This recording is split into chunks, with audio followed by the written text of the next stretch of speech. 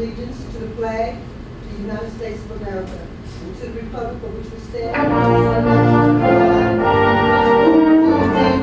justice for all.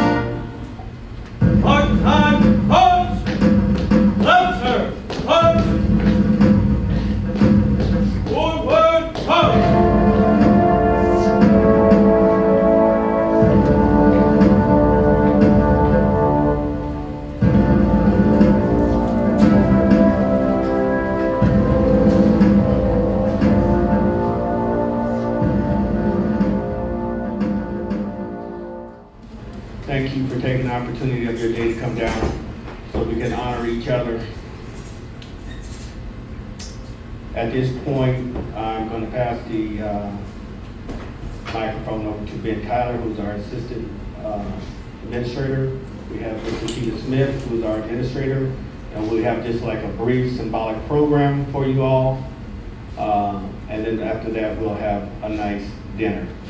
Okay?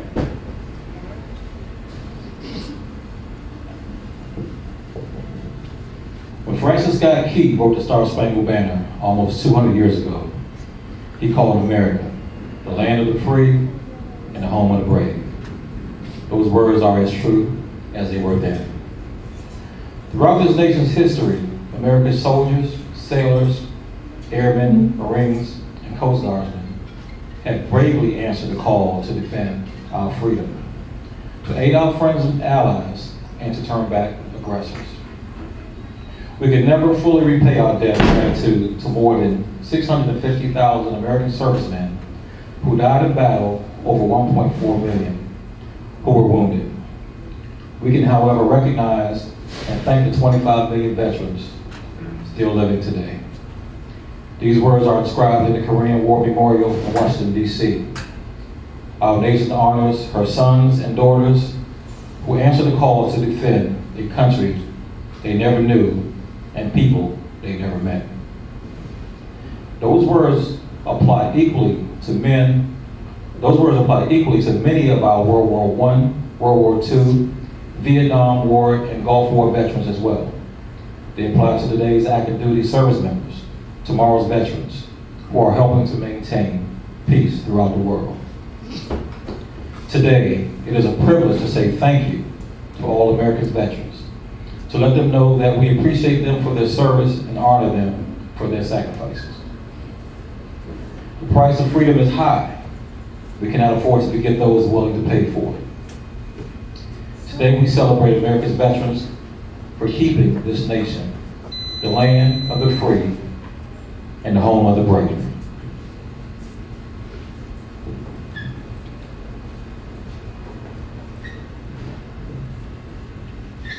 As you can see, the table honors the men and women who serve in America's armed forces.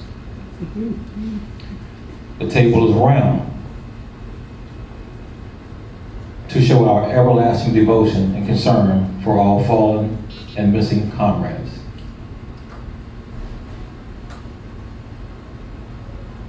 The cloth is white, symbolizing the purity of their motives when answering the call of duty. The single red rose displayed in the vase reminds us of the life and the blood that was shed, and their loved ones and friends who kept the faith and await answers.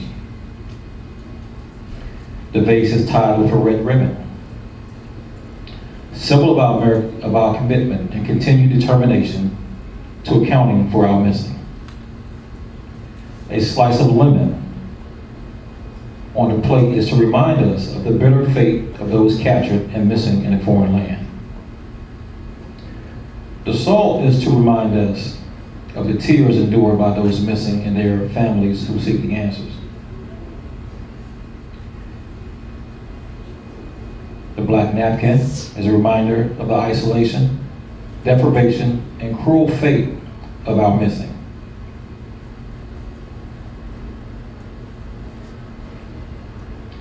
The Bible represents the strength gained through faith to sustain those lost from our country, founded as one nation under God. The glass is inverted to symbolize their inability to share this evening with us. The chair is empty and tilted. They are not here, and will remain so until they return or are accounted for. You are not forgotten as long as there is one left in whom your memory remains.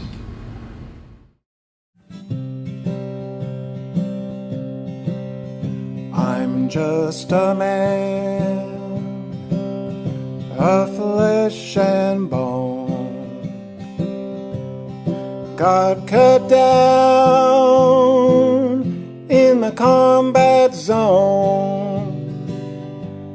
I came back home in '69 from Vietnam. Lost a friend of mine, so I rode them Harleys and I hopped some trains. Got this blood burning in my veins, so I fly this flag every day for the POW and the MIA. It's a simple flag, black and white, a silhouette just as dark as night. You are not forgotten, I say. We fly this flag